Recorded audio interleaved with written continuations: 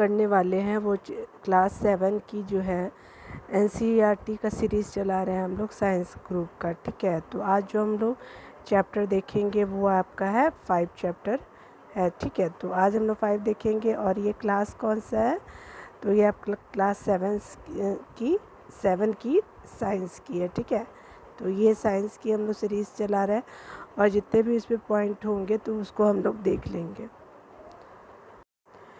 चलिए, यहाँ पे जो प्रश्न बोल रहा है तो कह रहा है क्या कि आपका जो भौतिक और रासायनिक परिवर्तन की बात की जा रही है। ठीक है, तो आपका देखेंगे कि हम लोग जो दैनिक जीवन में किस तरह से परिवर्तन को देखते हैं। तो यहाँ पे देखिए, यहाँ पे जो बोला जा रहा है तो कह रहा है क्या कि दैनिक जीवन में हमें अपने आसपास की बहुत से परिवर्तन क्या करते हैं, दिखाई देते हैं।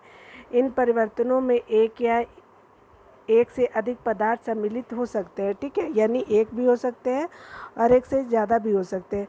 उदाहरण के लिए जो है आपकी माता जी आपसे शीतल पेय यानी कोल्ड ड्रिंक्स बनाने के लिए पानी में शक्कर घोलने के लिए कहती है, तो नींबू पानी जैसे बनाते हैं उस तरह से, और चीनी पानी के जैसे बनाते हैं वो। शक्कर का विलयन बनाना एक परिवर्तन है, यानी हम लोग जब पहले क्या रहता है, एक लिक्विड रहता है पानी और शुगर मिला देते हैं, फिर वो क्या हो जाता है, उसका सॉल्यूशन क्या होता है, चेंज हो जाता है। इस प्रकार दूध से दही जमाना एक अन्य परिवर्तन है, यानी दूध से दही जो है वो जमाते हैं तो वो अलग परिवर्तन है। कभी कभी दूध खट्टा हो जाता है, दूध का खट्टा होना क्या होता है, एक परिवर्तन होता है। ठीक है, खींचा हुआ रबड़ बैंड भी किसी परिवर्तन को प्रदर्शित करता है। ये देखिए, एक छोटा सा रबड़ है, ये छोटा सा रबड़ है, अगर माने खींचेंगे दोनों साइड से तो क्या हो, ये बड़ा हो जाएगा इस तरह से। ठीक है, देखिए मेरी आज थोड़ी तबीयत ठीक नहीं है तो मैं थोड़ा थोड़ा स्लो बोलूँगी। ठीक है ना, तो आप लोग मैनेज कर लीजिएगा। मैं फिर जब ठीक हो जाऊँगी तो मैं ठीक से बोलूँगी, इसलिए आज वीडियो भी बहुत लेट से आया है। चलिए अगला देखते हैं। तो यहाँ पे क्या बोल रहे हैं कि ऐसे 10 परिवर्तनों की सूची बनाएं जिन्हें आप अपने आसपास देखते हैं। तो वेजिटेबल्स हो गए या फिर हमारा बहुत सारा चीज़ें जो हम मिला के बनाते हैं। ठीक है, चलिए यहाँ पे बोला जा रहा है हम लोग जो देखने वाले हैं, तो इस चैप्टर में हम लोग पढ़ेंगे कि इस अध्याय में हम कुछ क्रियाकलाप करके इन परिवर्तनों की प्रकृति पर अध्ययन करेंगे। और व्यापक रूप से 2 प्रकार होते हैं। ठीक है, परिवर्तन कितने तरह के होते हैं, 2 तरह के, या तो भौतिक या फिर रासायनिक। ठीक है, भौतिक में क्या होता है कि रिवर्स हो जाता है। ठीक है, बाद में वो अपने मूल रूप में आ जाता है, लेकिन रासायनिक में वो चेंज नहीं होता है। जैसे आप जब सब्जी को पका देते हैं तो कभी चेंज हो पाता है, आप कभी भी कच्चा सब्जी रख सकते हैं, नहीं रख सकते, क्योंकि वो बिल्कुल चेंज हो जाता है। लेकिन देखिए, अगर लिक्विड है, लिक्विड को क्या करते हैं, पहले उसको फ्रीजर में रख के सॉलिड बनाते हैं, फिर बाहर रख देते, फिर लिक्विड हो जाता है। इस तरह से उसके मतलब आप हमेशा एक पोजीशन से दूसरे पोजीशन में क्या कर सकते हैं, उसको चेंज करके फिर रिवर्स कर सकते हैं। तो ये पहले हमने चेंज कर दिया, ठीक है, फिर उल्टा कर दिया, इस तरह से हमारा भौतिक परिवर्तन होता है। ठीक है, देखिए कागज एक टुकड़े को 4 वर्गाकार टुकड़ों में काटिए। कागज़ का एक ले लीजिए टुकड़ा और उसको क्या कीजिए कि बराबर में काटिए। अब प्रत्येक वर्ग को पुनः 4 टुकड़ों में काटिए और फिर से काटने के लिए बोला जा रहा है। ठीक है, एक भाग को फिर से काटिए। इन टुकड़ों को फर्श या किसी मेज पर इस प्रकार लगाइए जिससे टुकड़े परस्पर जुड़कर कागज़ के टुकड़े का एक मूल आकार ले ले। अब फिर से क्या कीजिए कि जो तोड़े हुए जैसे छोटा छोटा हमने पीस कर दिया, इसको क्या कीजिए कि एक जगह पे बड़े टेबल पे क्या कीजिए कि आप इसको रख के जोड़िए। ठीक है, तो स्पष्ट रूप से आप टुकड़ों का पुनः जोड़ना मूल टुकड़ा नहीं बना सकते, यानी कहने का मतलब कि जो हमारे छोटे टुकड़े हो गए ये बड़ा टुकड़ा। ठीक है, तो अब मान लीजिए कि हमने इसको छोटे छोटे टुकड़े में बना दिया है, कहीं पे भी हम रख भी देते हैं तो क्या ये इस तरह का बन पाएगा, नहीं बन पाएगा, कभी भी नहीं बन पाएगा। ठीक है, तो इस तरह परिवर्तन, लेकिन क्या कागज़ के गुण में कोई परिवर्तन हुआ, बात किया जा रहा है कि क्या गुण भी बदल गया, तो देख लेते हैं। यहाँ पे देखिए पेपर है, रंगीन पेपर ले लिया गया, आप नॉर्मल पेपर से भी देख सकते हैं। देखिए यहाँ पे जो आपका बोला जा रहा है प्रैक्टिकल है, आपका क्रियाकलाप 5.2 है, तो ये कागज़ का टुकड़ा का बात था जो पहले देखा था। अपनी कक्षा के चॉक बोर्ड के आसपास फर्श पर गिरे चॉक पाउडर को एकत्रित कर ले और चॉक के एक छोटे टुकड़े को चूर्ण पाउडर बना ले। इस पाउडर में थोड़ा सा जल मिलाकर पेस्ट बना ले। इसे चॉक के आकार से बेल करके क्या सूखने दे। इस प्रकार चॉक से चूर्ण से फिर चॉक बना सकते हैं। तो क्या बना सकते हैं, तो ये भी बोला जा रहा है। तो जो चीज़ें फिर से आ जाएगी तो बना सकते हैं, नहीं आएगी तो नहीं बना सकते। देखिए अगला क्या बोला जा रहा है कि कांच और प्लास्टिक के कटोरे में थोड़ा बर्फ़ लेने की बात की जा रही है, यानी आप कांच का भी बर्तन यूज़ कर सकते हैं, प्लास्टिक का भी। बर्फ़ के थोड़े से भाग के पिघले तक बर्तन को धूप में रख देने की बात की जा रही है। बर्फ़ का एक टुकड़ा लेकर के क्या कीजिए, धूप में रख दीजिए। अब आपके पास बर्फ़ और जल का क्या है, मिश्रण होगा, ठीक है, बर्फ़ और जल का मिश्रण होगा। अब कटोरों को हिमकारी मिश्रण यानी बर्फ़ और नमक में रख दे, क्या जल फिर से ठोस बर्फ़ बन जाएगा, क्या फिर से वो ठोस बन जाएगा? तो पहले तो हमारा सॉलिड था, लिक्विड हो जाएगा। इस तरह से करने के लिए बोला जा रहा है। देखिए अगला देखते हैं, हमारा 5.4 का है। तो एक पात्र में थोड़ा सा जल लेकर के उसे उबालिए, क्या आपको जल की सतह से भाप निकलती दिखाई देती है? उबलते हुए जल से कुछ दूरी पर भाप के ऊपर किसी बर्तन को उल्टा करके रखिए। बर्तन को भीतरी सतह को देखने की बात की जा रही है, ठीक है। उसी तरह से अगला क्या है कि क्या आपको वहाँ जल की कोई बूंदे दिखाई देती है? जल की बूंदे कोई दिखाई देती है? अगला देखते हैं। सावधानी की बात बोली जा रही है कि ज्वाला पर कार्य करते समय सावधानी बरतें, यानी जब आप आग पे कोई भी काम करें तो आप क्या करें, क्योंकि ये जो है वो एनसीईआरटी की क्लास 7 की चैप्टर है, तो बच्चों को सावधानी की भी बातें सिखाई जा रही है कि अब बच्चे जो है वो देखिए, हम लोग यूपीएससी और यूपीपीसीएस और बीपीएससी के लिए देख रहे हैं, तो उतनी इम्पोर्टेंट हमारे लिए नहीं है। हमारे पास जो इम्पोर्टेंट होगा तो हम लोग उसको पॉइंट आउट करेंगे, ठीक है ना। चलिए आगे देखते हैं। उपयोग किए जा चुके लोहे की आरी के ब्लेड को चिमटे में पकड़िए, ठीक है। जो हमने लोहा को, आरी को, ब्लेड को चिमटे में पकड़ने के लिए बात किया जा रहा है, ठीक है। अब ब्लेड के यहाँ पे कुछ है क्या, देख लेती हूँ, तो रुके तो मैं देख लेती हूँ। नहीं, यहाँ पे तो कुछ है नहीं कि हमारे ऊपर है, नहीं यहाँ पे नहीं है। चलिए देख लेते हैं। यहाँ पे आपका बात किया जा रहा है, तो कह रहा है क्या कि ये किस तरह से गया है, ये 5.0 अच्छा लगता है, ऊपर चला गया है ये वाला, ठीक है, ये देख लेती हूँ मैं। देखिए यहाँ पे जो बात किया जा रहा है तो दिखाई देती है, यहाँ तो हम लोग पढ़ लिए थे। उसके अलावा क्या है कि हमारा देखेंगे हम लोग क्या है कि ये स्लाइड ही नहीं हो रही है कि दिखाई देती सतह को देखिए। और उसके बाद क्या क्या बोला जा रहा है कि क्रियाकलाप 5.3 या 5.4 में जल की अवस्था परिवर्तित हो जाती है, यानी कहने का मतलब किसी में लिक्विड तो किसी में सॉलिड। ठोस से क्या बनता है, द्रव बन जाता है, तथा द्रव से क्या, गैस से क्या बनता है, तो द्रव बनता है। क्रियाकलाप 5.4 में आरी के ब्लेड को गर्म कर परिवर्तित करने की बात की जा रही है। तो देख लेते हैं 5.4 क्या था। तो देखिए यहाँ पे बोल रहा है, उपयोग किए जा चुके लोहे की आरी के ब्लेड को चिमटे में से पकड़ने की बात की जा रही है, यानी जो गर्म किया हुआ है लोहा है उसको एक चिमटे में पकड़ लीजिए, ठीक है। और यहाँ पे क्या किया हुआ है कि ब्लेड के मुक्त सिरे के अग्र भाग को गैस स्टोव की ज्वाला पर रखने की बात की जा रही है। कुछ मिनट तक प्रतीक्षा करने की बात की जा रही है। क्या ब्लेड के अग्रभाग के रंग में कोई परिवर्तन होता है? अगला देखिए, ब्लेड को ज्वाला में से हटाइए, और हटाने की बात बोल रही है कि आग से हटा दीजिए। कुछ समय बाद अग्र भाग को पुनः देखिए, और आगे वाले भाग को फिर से देखने के लिए बोला जा रहा है। क्या इसका पहले वाला रंग वापस आ जाता है? क्या पहले वाला रंग वापस आता है? देखिए ये आपका क्या है कि क्रियाकलाप 5.1 और 5.2 में आपने देखा कि कागज और चौक के माप में परिवर्तन जो है, परिवर्तन क्या होता है, अब माप क्या होता है, साइज में हो जाता है, ठीक है। 5.3 और 5.4 में क्या है कि जल की अवस्था परिवर्तित हो जाती है। ठोस में द्रव अथवा गैस से द्रव बन जाता है। क्या बनता है, तो ठोस से द्रव बना, और द्रव से क्या बना, गैस बना। और इस तरह से हमने जो 5.4 5.5 जो देखा, आरी के ब्लेड का गर्म करने पर परिवर्तित हो जाता है। पदार्थ के आकार, अमाप यानी साइज, रंग, अवस्था जैसे गुण उसके भौतिक गुण कहलाते हैं, ठीक है। वह परिवर्तन जिसमें किसी पदार्थ के भौतिक गुण परिवर्तन हो जाता है भौतिक परिवर्तन कहा जाता है, ठीक है। उसके बाद देखिए क्या है कि आपका जो बोला जा रहा है, तो कह रहा है कि भौतिक परिवर्तन जो है वो सामान्यतः उत्क्रमणीय होता है। ऐसे परिवर्तन कोई नया पदार्थ नहीं बनता। जैसे मान लीजिए कि बर्फ़ है, तो बर्फ़ से हम लोग क्या पानी बना लिया, फिर वो पानी को फिर बर्फ़ बना सकते हैं, तो नया चीज़ तो नहीं बना ना। जैसे हमारा जैसे दूध है, तो दूध को हमने दही बनाना चाहा तो हमने उसमें थोड़ा सा लिक्विड दही के डाले तो दही बन गया। अब तो फिर तो दही दूध नहीं बन सकता ना। तो रासायनिक क्रिया इस तरह से होते हैं जो अपने पुनः अवस्था में नहीं आ पाता और भौतिक में अवस्था में आ जाता है। अब हम दूसरे परिवर्तन पर विचार करने की बात की जा रही है, जो रासायनिक परिवर्तन मैं आपको कब से बोल रही हूँ, ठीक है। चलिए देखिए, जब तबीयत ख़राब होती है ना कुछ अच्छा नहीं लगता, ठीक है। मैं बोल तो पा रही हूँ नहीं, लेकिन सर में थोड़ा बहुत पेन भी है, लेकिन आप प्लीज़ मैनेज कर लीजिएगा, ठीक है ना। देखिए, लोहे में जंग लगना एक क्या है कि आपका ऐसा परिवर्तन है जिससे आप भली भांति परिचित है।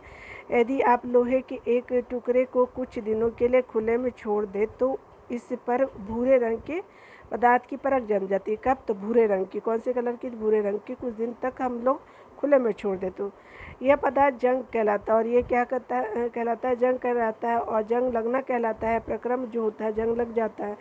पार्क और लॉन आदि के लोहे के दरवाजे और बगीचे और पार्क आदि में रखी लोहे के बेंच और लोहे से कोई भी वस्तु जो खुले में रखी रहती है में जंग लग जाती है। और ये क्या होता है कि जंग लग जाती है। आपने देखा होगा, यहाँ पे बोला जा रहा है कि देखा होगा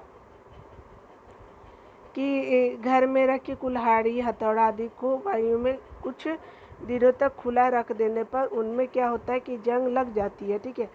रसोई में जो रसोई में बोल रहा है कि लोहे का गीला तवा कुछ समय तक खुला छोड़ देने पर उसमें जंग लग जाती है। और जंग लोहा नहीं है, ठीक है। यानी जंग लोहा नहीं है। जंग उस पदार्थ यानी लौह से भिन्न होता है जिस पर यह लगती है। यानी कहने का मतलब कि जो जंग है वो लोहा नहीं होता है, उस पर अलग पदार्थ लग जाता है लोहे पे। तो ठीक है, आइए हम इस ऐसे परिवर्तनों पर विचार करें जिसमें से नए पदार्थ निर्मित होते हैं, यानी बिल्कुल चेंज हो जाते हैं। चलिए यहाँ पे देख लेते हैं। यहाँ पे बोला जा रहा है कि सावधानी रखने के लिए मैग्नीशियम के जलते हुए फीते या तार की जो बात की जा रही है और लंबी अवधि तक देखना हानिकारक होता है। मैग्नीशियम के फीते को लंबे टाइम तक नहीं देख सकते। शिक्षकों को बच्चों को बताना चाहिए कि वे जलते हुए मैग्नीशियम की और अधिक समय तक टकटकी लगाकर ना देखें, क्योंकि आंखें ख़राब हो सकती है, ठीक है। देखिए ऐसा क्यों होता है, क्योंकि देखिए ये जो है वो क्या होता है,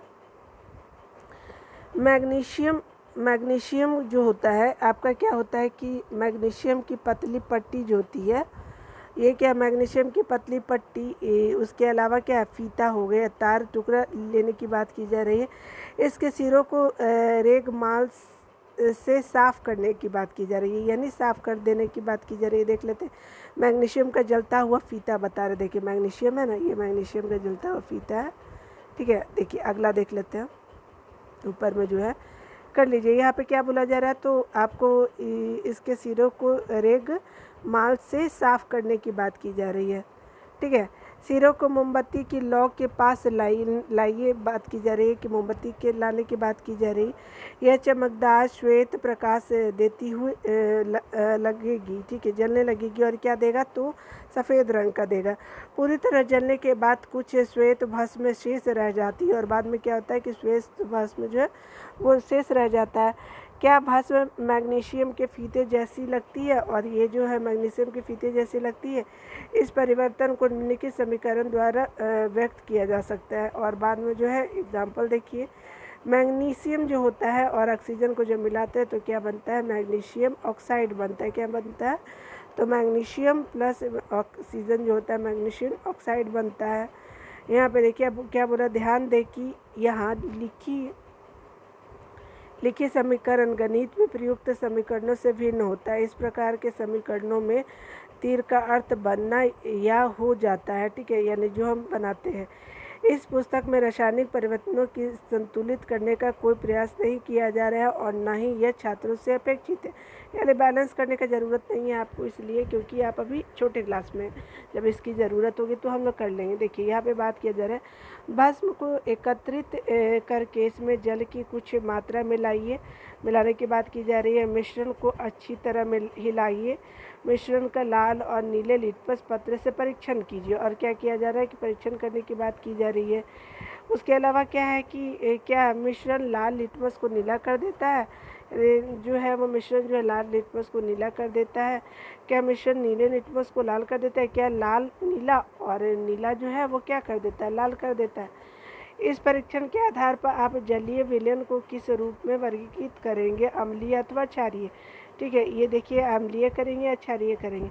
भस्म को जल में घोलने पर यह नया पदार्थ बनाती है। इस परिवर्तन को निम्नलिखित समीकरणों द्वारा लिखा जा सकता है। ठीक है, मैग्नीशियम ऑक्साइड हो गया प्लस H2O जब मिलाते हैं तो मैग्नीशियम डाई हाइड्रो ऑक्साइड होता है। ठीक है, अगला देखिए, जैसा कि आपने अध्याय में देखा था, यानी अध्याय 4 में देखने की बात की जा रही है। मैग्नीशियम हाइड्रोक्साइड क्या है, एक क्षारक है, अथवा मैग्नीशियम ऑक्साइड एक नया पदार्थ है जो मैग्नीशियम के जलने पर बनते हैं। ठीक है, मैग्नीशियम हाइड्रोक्साइड एक अन्य पदार्थ है जो मैग्नीशियम ऑक्साइड के जल में घोलने पे बनते हैं। ठीक है, यानी हाइड्रो ऑक्साइड जो होता है वो आपका ऑक्साइड होता है, जो मैग्नीशियम ऑक्साइड होता है जल में घुलने पर बनता है। ठीक है, चलिए यहाँ पे जो बात किया जाए तो कह रहा है कि आपको जो आपका एक्टिविटी दिया हुआ है, क्रियाकलाप जो एक्टिविटी होता है, शिक्षक द्वारा निर्देशित किए जाने के लिए कहा जा रहा है।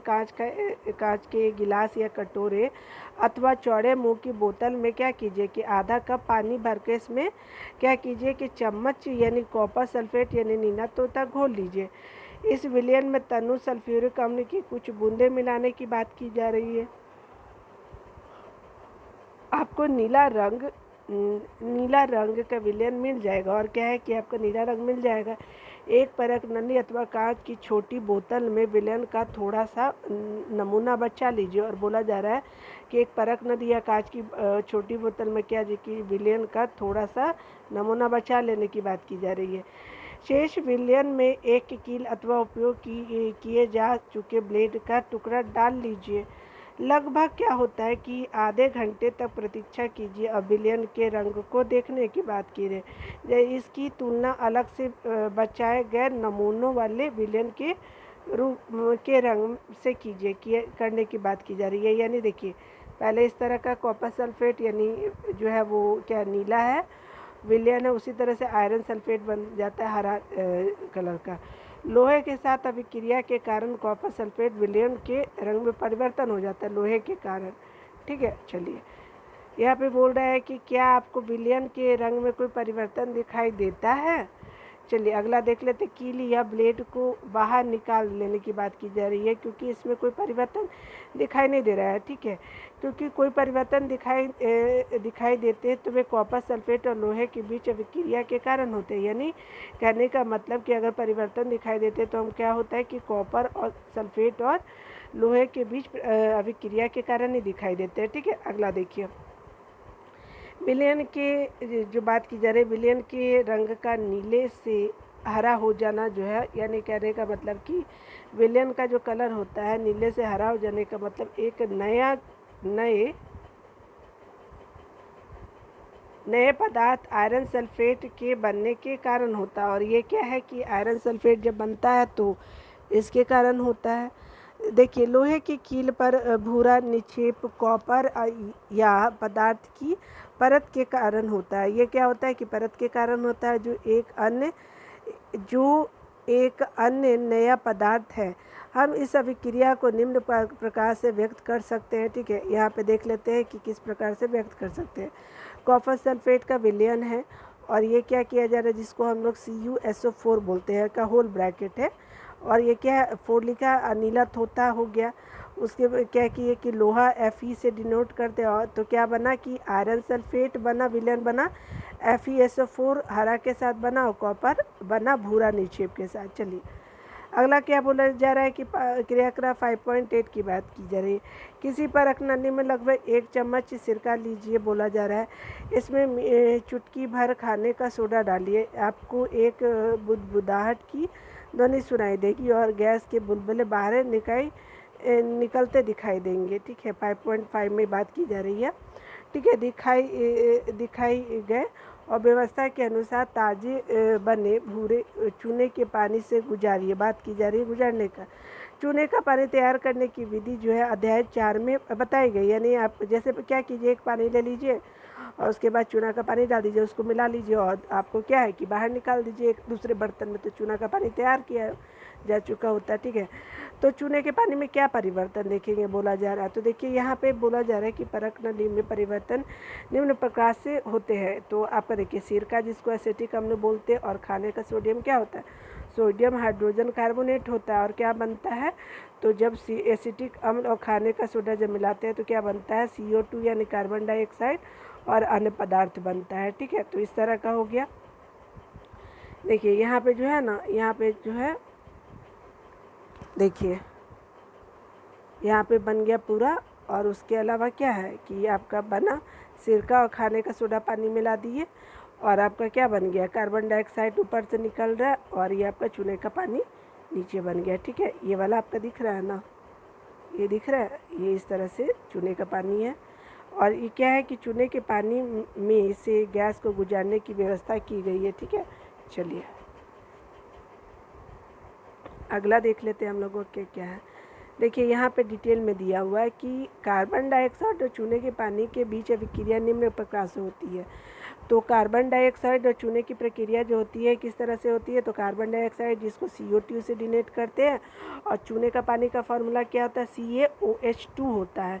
कैल्शियम कार्बोनेट जो होता है वो क्या होता है, CaCO3 प्लस H2O मिलके बनाता है। यानी आपका जो है कार्बन डाइऑक्साइड और चूने का पानी जब मिलाते हैं तो क्या बनता है, कैल्शियम कार्बोनेट आपका जो CaCO3 और H2O देता है, जिसको हम लोग जल बोलते हैं।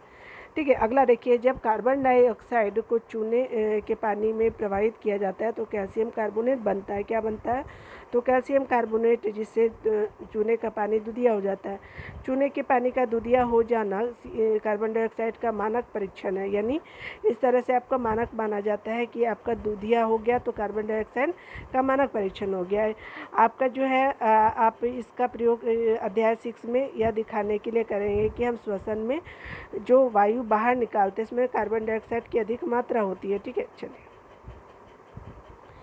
क्रियाकलाप 5.6 से 5.8 में आपने देखा कि प्रत्येक परिवर्तन में एक या अधिक नए पदार्थ बने। यानी हमने देखा कि 5.6 से लेकर 5.8 में नया पदार्थ बना था, और जिसमें कि हम 5.6 में देखते हैं तो मैग्नीशियम की वायु की उपस्थिति में जलाने पर बनने वाले भस्म एक नया पदार्थ थी। ठीक है, और एक नया पदार्थ हो गया।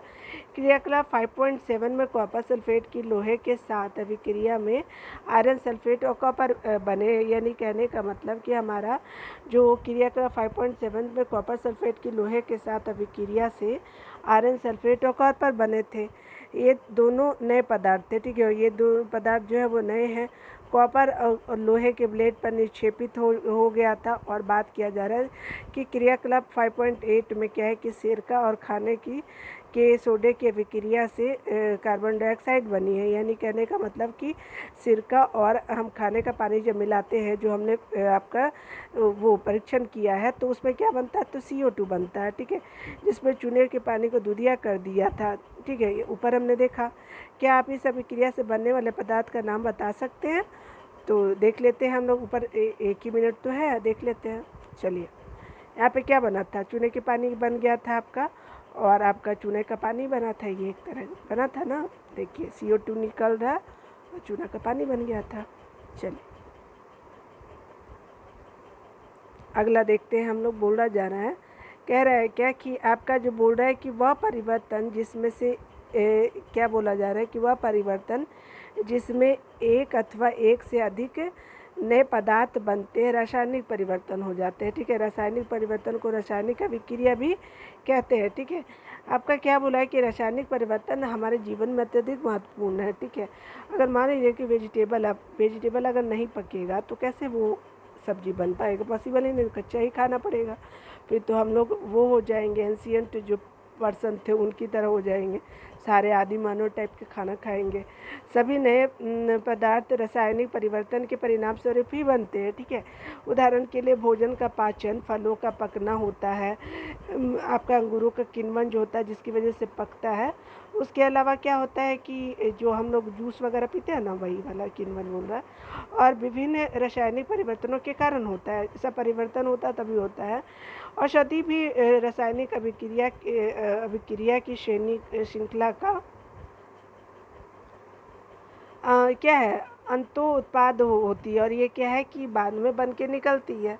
उसके अलावा क्या उपयोगी नए पदार्थ जैसे प्लास्टिक और अपमार्जकों यानी डिटर्जेंट का रासायनिक अभिक्रिया द्वारा ही बनाया जाता है। वास्तव में प्रत्येक नए पदार्थ की खोज रासायनिक परिवर्तनों का अध्ययन करने की गई है। ठीक है, अध्ययन करने के लिए कितने किया गया है, मतलब प्रत्येक नए पदार्थ का खोज जो है मतलब जितने भी रासायनिक परिवर्तन हुए तभी वो बन पाए हैं। ठीक है, चलिए आगे देखते हैं। हमने देखा कि रासायनिक परिवर्तन में एक से अधिक नए पदार्थ निर्मित होते हैं। ठीक है, नए पदार्थों के अतिरिक्त रासायनिक परिवर्तन में निम्न घटनाएं भी हो सकती है। ठीक है, देखते हैं अगला क्या बोला जा रहा है। यहाँ पे देखिए क्या होता है कि ऊष्मा, प्रकाश अथवा किसी अन्य प्रकार के विकिरण, उदाहरण के लिए परावैंगनिक का निर्मुक्त बाहर निकलना अथवा उनका अवशोषित होना, ध्वनि का उत्पन्न होना बोला जा रहा है, गंध में परिवर्तन होना अथवा किसी नए गंध का बनना होता है, रंग में परिवर्तन होना, किसी गैस का बनना होता है। उसके अलावा आइए अब हम अन्य उदाहरणों का विचार करते हैं। आपने देखा कि मैग्नीशियम के फीते का जलना एक रासायनिक परिवर्तन है। आपका कोयला, लकड़ी अथवा पत्तियों का जलना भी रासायनिक परिवर्तन। वास्तव में किसी भी पदार्थ का जलना एक क्या होता है कि रासायनिक परिवर्तन होता है। जलने के बाद सदा ऊष्मा का क्या होता है, उत्पादन होता है। ठीक है, जैसे हमारा क्या पटाखों का विस्फोट एक तरह का क्या है कि रासायनिक परिवर्तन होता है। आप जानते हैं कि ऐसे विस्फोट से ऊष्मा, प्रकाश, ध्वनि और अरुचिकर गैस निकलते हैं जो अच्छे नहीं होते, जो वायुमंडल को प्रदूषित करते हैं। इसलिए आपको पटाखे न जलाने की सलाह दी जाती है। ठीक है, हेल्थ के लिए बहुत ख़राब है पटाखे। ठीक है, तो यूज़र फ्रेंडली जो होते हैं पटाखे, जो ग्रीन पटाखे होते हैं उस तरह को जलाना चाहिए। जब भोजन सामग्री बासी हो जाता है अथवा सड़ गल जाता है तो उसमें दुर्गंध आ जाती है, तो बताना है कि ये रासायनिक परिवर्तन कह सकते हैं क्या, तो बिल्कुल कह सकते हैं।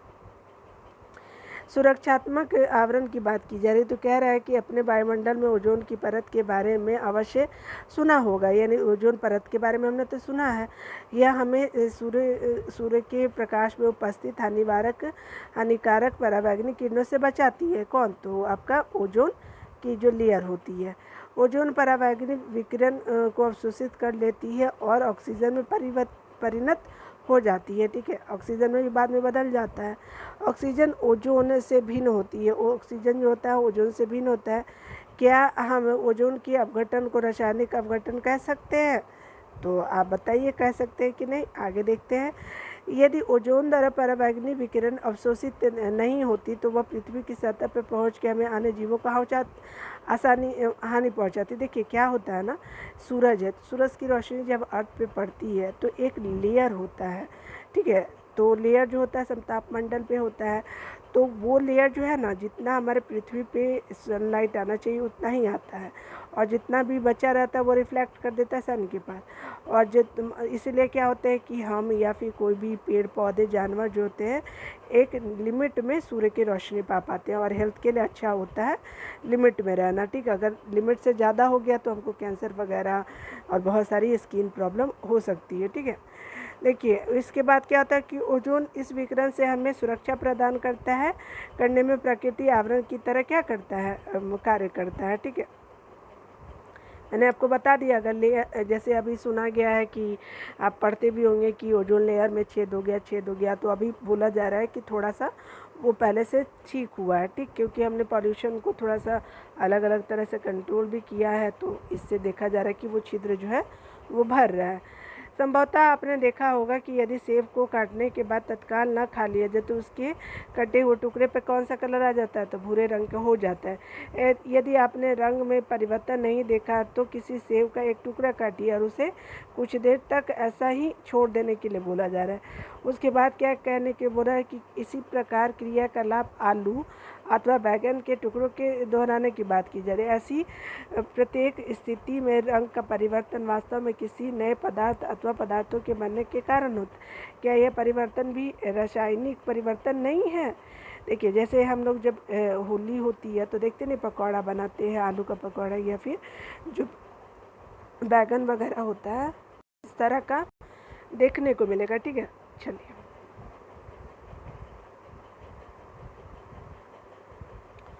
हमने जो है वो चैप्टर 4 में पढ़ा कि अम्ल और क्षारक को परस्पर मिलाकर उदासीन किया था। ठीक है, क्या उदासीनीकरण की अभिक्रिया रासायनिक परिवर्तन नहीं है? तो चलिए देखते हैं। लोहे को जंग लगना की बात की जा रही है। आइए हम जंग लगने की घटना का पुनः विचार करते हैं। यह एक ऐसा परिवर्तन है जो लोहे की वस्तुओं को प्रभावित करता है और धीरे धीरे उन्हें नष्ट कर देता है। ठीक है, चूँकि लोहे का उपयोग सेतु यानी पुल, जहाज, कार, ट्रक आदि का ढांचा बनाने और अन्य कई वस्तुओं को बनाने के लिए किया जाता था, अतः जंग लगने के कारण होने वाले आर्थिक हानि बहुत अधिक होती है। ठीक है, अगला देखिए। जंग लगने की प्रक्रिया को निम्नलिखित समीकरण द्वारा व्यक्त किया जा सकता है। कौन कौन सा? तो देखिए, लोहा ऑक्सीजन हो गया, उसके अलावा क्या है कि जलवायु हो गया। देखिए आपका लोहा को किससे डिनोट करते हैं? Fe से, ऑक्सीजन को O2 से। ठीक है, वायु, और उसके अलावा जल को किससे? तो आपका हो गया H2O से। ठीक है, और ये क्या बनता है? तो ऑक्सीजन भी होता है, लोहा भी देखिए क्या होता है, ऑक्सीजन हो गया, वायु में होता है ना, लोहा हो गया, और पानी मिलकर क्या बनाता है? जो नमी रहता है वो जंग बनाता है, उसको क्या बोलते हैं? आयरन ऑक्साइड बोलते हैं। उसका आयरन ऑक्साइड का फार्मूला Fe2, यानी लोहा 2 ऑक्सीजन 3। ठीक है, चलिए Fe2O3। जंग लगने के लिए ऑक्सीजन और जल अथवा जलवाष्प यानी वाटर वेपर दोनों की उपस्थिति अनिवार्य है, ये याद रखिएगा। चलिए अगला देखते। वास्तव में यदि वायु में आर्द्रता की मात्रा अधिक हो अर्थात नमी अधिक हो तो जंग जल्दी लगता है। यानी देखिए जब ज़्यादा थोड़ा, जैसे मान लीजिए कि ज़मीन गीली है, लोहा का चीज़ रख देंगे तो देखिएगा कि कुछ टाइम के बाद वो क्या हो जाता है कि वो थोड़ा जल्दी से जंग पकड़ लेगा। वही सूखी जगहों पे थोड़ा टाइम लगेगा उसको पकड़ने में। ठीक है, क्योंकि वहाँ पानी की मात्रा कम है, नमी नहीं है। देखिए यहाँ पे बोला जाए कि हम जंग लगने से रोकथाम कैसे करते हैं। लोहे की वस्तुओं को ऑक्सीजन अथवा जल अथवा दोनों के संपर्क में आने से बचाकर ही ऐसा किया जा सकता है। इसका एक सरल उपाय उन पर पेंट अथवा ग्रीज की एक परत चढ़ाना है। ठीक है, वास्तव में लोहे की सभी वस्तुओं का नियमित रूप से पेंट अथवा ग्रीज को परत चढ़ाते रहना चाहिए। क्या करना चाहिए कि हमेशा चढ़ाते रहना चाहिए परत। इससे क्या होता है कि इसमें जंग लगने का रोका जा सकता है। एक अन्य उपाय जो लोहे के ऊपर क्रोमियम अथवा जस्ता या जिंक जैसी धातु की परत चढ़ाना है। लोहे का जिंक की परत चढ़ाने का जो है वो क्या कहते हैं, वो तरीका यशत लेपन यानी गैल्वेनाइजिंग कहते हैं। यानी लोहा पे क्या चढ़ाते हैं? जिंक की परत चढ़ाते हैं।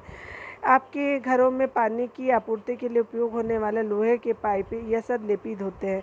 ठीक है, इसमें क्या बोला जा रहा है कि इसमें जंग नहीं लगता है। ठीक है, अगला देख लेते हैं। क्या आप जानते हैं कि पानी के जहाज के लोहे के बने होते हैं? तो हाँ, ठीक है, इसका एक भाग हमेशा पानी में डूबा रहता है। पानी के ऊपर के भाग को जल की बूंदें गिरती रहती है, और पानी के ऊपर के भाग पर भी जल की बूंदें क्या होती है? गिरती रहती है। यही नहीं, समुद्र के पानी में अनेक लवण भी पाए जाते हैं। और क्या होते हैं कि लवण पाए जाते हैं। अगला देखिए। लवण युक्त जल जंग लगने के प्रक्रम की दर को बढ़ा देते हैं। लवण युक्त जल जो होता है जंग लगने के प्रक्रम को क्या करता है? बढ़ा देता है। जहाज़ों पर पेंट करने के बाद भी उन्हें जंग लगने से काफ़ी क्षति होती है। यही नहीं, जहाज़ों के लोहे के कुछ भाग को बदलना प्रतिवर्ष आवश्यक होता है। यानी जंग लग जाता है, जंग लग जाने से वो कमज़ोर होता है। ठीक है, क्या आप विश्व में जंग लगने से होने वाली कुल आर्थिक हानि की कल्पना भी कर सकते हैं? तो काफ़ी हानि होती है। ठीक है, अगला देखते हैं। देखिए स्टेनलेस स्टील लोहे में जो होता है वो स्टेनलेस स्टील जो बनता है खाना, जैसे कढ़ाई जो वगैरह होता है, तावा वगैरह, जो पैन वगैरह देखते हैं ना, वो सब। उसके अलावा कार्बन और क्रोमियम, निकेल और मैग्नीज जैसी धातुओं को मिलाकर बनाया जाता है। इसमें जंग नहीं लगता है। यानी ब्लैक वाला नहीं देखते, इस तरह का पैन होता है। ठीक है, यहाँ पे हैंडल लगा रहता है, तो यही है आपका। ठीक है, देखिए मैंने कितना खूबसूरत बनाया है। यह देखिए क्रोमियम होता है, निकेल होता है, मैग्नीज होता है और कार्बन होता है। ठीक है, याद रखिए किसमें? तो स्टेनलेस स्टील में। ठीक है ना। देखिए अगला बोला जा रहा है क्रिस्टलीकरण की बात की जा रही है। तो हमने देखा है कि कक्षा 6 में देखा तो आपने पढ़ा था कि साधारण नमक लवण को समुद्र जल के वाष्पन द्वारा वाष्पित किया जाता है, यानी समुद्र जल को वाष्पन द्वारा क्या किया जाता है कि नमक बनाया जाता है। इस प्रकार प्राप्त होने वाले नमक शुद्ध नहीं होता है, ठीक है, शुद्ध नहीं होता और इसके क्रिस्टलों के आकार को स्पष्ट रूप से नहीं देखा जा सकता है। तो नहीं देख पाते हैं क्रिस्टलों के सही आकार को। किसी पदार्थ के शुद्ध क्रिस्टल उनके विलयन से प्राप्त किए जा सकते हैं, और ये जो होते हैं वो उसके किसी पदार्थ के शुद्ध विलयन से क्रिस्टल से उनके विलयन से प्राप्त किए जा सकते हैं। ये फिर देख लीजिए क्या है कि किसी पदार्थ के शुद्ध क्रिस्टल उनके विलयन से प्राप्त किए जा सकते हैं, विलयन से प्राप्त कर सकते हैं जो मिला हुआ है। यह प्रक्रिया क्रिस्टलीकरण कहलाती है। क्या किया जाता है, तो शुद्ध क्रिस्टल से उनके विलयन से प्राप्त कर सकते हैं। यह भौतिक परिवर्तन का एक उदाहरण क्या है, तो आपका भौतिक परिवर्तन का उदाहरण है। अगला देखिए यहाँ पे क्या बोला जा रहा है, तो कह रहा है क्या कि आपका सावधानी की बात की जा रही है। केवल तनु सल्फ्यूरिक अम्ल का ही उपयोग करने की बात की जा रही है, यानी सावधानी देखने के लिए जल को उबालते समय सतर्क रहने की बात की, क्योंकि क्या होता है गर्म बहुत भाप से हाथ वगैरह भी जल जाता है। देखिए आपको बोला जा रहा है एक्टिविटी जो है क्रियाकलाप एक्टिविटी बोलते हैं, तो 5.9 का अम्ल का प्रयोग किए जाने की बात की जा रही है, लेकिन उपस्थिति किसकी, तो टीचर की, शिक्षक की। किसी बीकर में लगभग 1 कप जल लेने की बात की जा रही है और इसमें तनु सल्फ्यूरिक अम्ल की कुछ बूंदें मिलाने की बात की जा रही है। जल को गर्म कीजिए। जब जल उबलना आरंभ कर दे तो इसमें धीरे धीरे क्या कीजिए कि कॉपर सल्फेट का चूर्ण निरंतर चलाते हुए मिलाइए, ठीक है। कॉपर सल्फेट का चूर्ण मिलाना जो है तब तक जारी रखें जब तक कि उसमें और कॉपर सल्फेट घोलना क्या है संभव ना हो। विलयन को फिल्टर पेपर की मदद से छान लेने की बात की जा रही है, ठीक है। इसे ठंडा होने दीजिए और इसे क्या कीजिए कि ठंडा होने दीजिए। जब विलयन ठंडा हो रहा तो उसे हिला डुला या अन्य किसी प्रकार न छेड़ने की बात की जा रही है। कुछ समय बाद विलयन को देखिए, क्या आपको कॉपर सल्फेट के क्रिस्टल दिखाई देते हैं? यदि नहीं तो कुछ और समय तक प्रतीक्षा कीजिए, बोला जा रहा है, ठीक है। यहाँ पे देखिए क्या बोला जाए कि आपके भौतिक और रासायनिक परिवर्तनों के बारे में पढ़ा है, ठीक है। हमने क्या किया कि यहाँ पे भौतिक और रासायनिक हमने परिवर्तन के बारे में पढ़ा। अपने आसपास की दिखाई जाने वाली परिवर्तन को भौतिक अथवा रासायनिक परिवर्तनों के रूप में पहचानने का प्रयास करने की बात की जा रही है, ठीक है। कॉपर सल्फेट का क्रिस्टल की बात किया जा रहा है, यहाँ पे बन गया, ठीक है। देखिए कॉपर सल्फेट है और आपका ये बन गया है, क्रिस्टल बन गया। यहाँ पे देखिए, यहाँ पे है, आप देखिए यहाँ पे हमने क्या सीखा वो देख लेते हैं। परिवर्तन कितने तरह के होते हैं, 2 तरह के होते हैं। कौन कौन से, तो आपका भौतिक और रासायनिक परिवर्तन होते हैं, ठीक है। अगला देखिए, भौतिक परिवर्तन में पदार्थों के भौतिक गुणों में कुछ परिवर्तन होता है, कुछ ही होता है। इन परिवर्तनों को नए पदार्थ नहीं बनते, किसमें, तो भौतिक परिवर्तन में। ये परिवर्तन उत्क्रमणीय होता है। रासायनिक परिवर्तनों के नए पदार्थ बनते हैं। कुछ पदार्थों को क्रिस्टलीकरण के द्वारा उनके विलयनों से शुद्ध अवस्था में प्राप्त किया जा सकता है। और इसमें क्या है कि कुछ जो पदार्थों के क्रिस्टलीकरण के द्वारा उनके विलयनों में शुद्ध अवस्था में प्राप्त किया जा सकता है, ठीक है। ये देखिए, तो इस तरह से हमने जो है वो रासायनिक और भौतिक को चैप्टर को हमने कर लिया है। और यहाँ पे देखिए, यहाँ पे जो है वो आपको देख लेते हैं। देखिए क्या आप जानते हैं, तो देखिए दिल्ली में क्या है, कुतुब मीनार के पास एक लोहा स्तंभ है, ठीक है, लोहा के बना हुआ है, ठीक है। यह क्या है कि आपका जो 7 मीटर से अधिक ऊंचा है और आपका वजन कितना है, 6000 केजी से अधिक है। इसमें 1600 वर्ष से भी अधिक पहले बनाया गया था। ये बहुत साल पहले बनाया गया था, करीब करीब 1600 साल। इतने वर्षों में भी इसे पर जंग नहीं लगी। इसके जंग प्रतिरोधक गुण और इसके माप की वजह से विश्व भर के सभी लोगों के सभी भागों के वैज्ञानिकों के द्वारा इसका परीक्षण किया गया है। इससे यह परिवर्तन मिलती है कि अब से 1600 वर्ष पूर्व भारत में धातु प्रौद्योगिकी में कितना विकास हो चुका है, ठीक है। तो ये हो गया, यानी इसमें जंग नहीं लगता है, ठीक है। अभी तक तो साइंटिस्ट लोग जो है उसको देख करके भी क्या है वो बोलते हैं कि ये किस तरह का बनावट है, किस तरह क्या प्रयोग किया गया है कि अभी तक हवा में रहने के बावजूद, बारिश वगैरह के बावजूद भी इसमें जंग नहीं लग पाया है, ठीक है। लेकिन अभी भी पता नहीं लगाया जा चुका है।